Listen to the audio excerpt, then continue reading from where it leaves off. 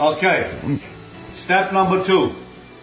You dice your garlic with the knife. Don't buy sliced garlic, please. That does not taste good.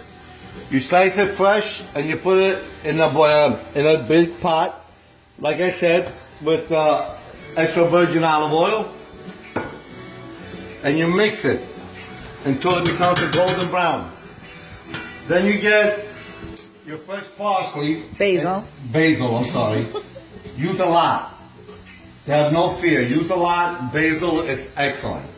You wait for this to become a golden brown. And by the way, to all you Italian Americans that call sauce gravy, do me a favor.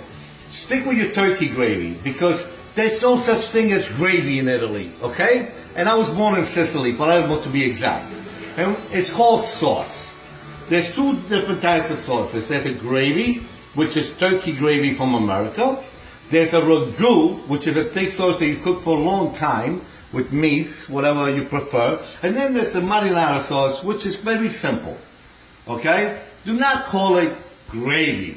It's an insult to the Italians and Sicilians at that, okay? So let's just put that to rest and stop it, okay?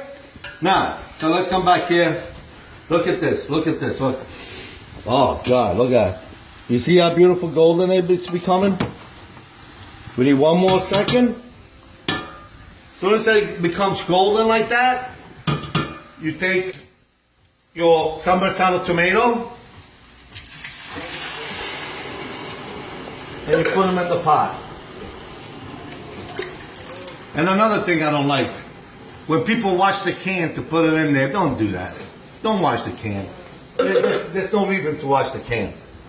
You're not going to get nothing out of it, and it's just a waste of time.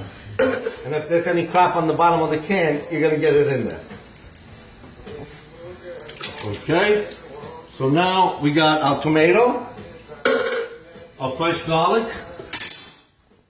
and now we put all our basil in there. Put our basil.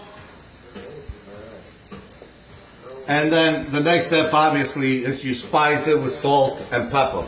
Me personally, I like to use sea salt and black pepper. You could use white pepper, or you could use, if you like to make a fra diavolo sauce, you can make with the pepper flakes. Okay, I'm gonna let this cook for a little bit. I'm gonna break it down with my hand before it gets hot, and I'll get back to you towards the end.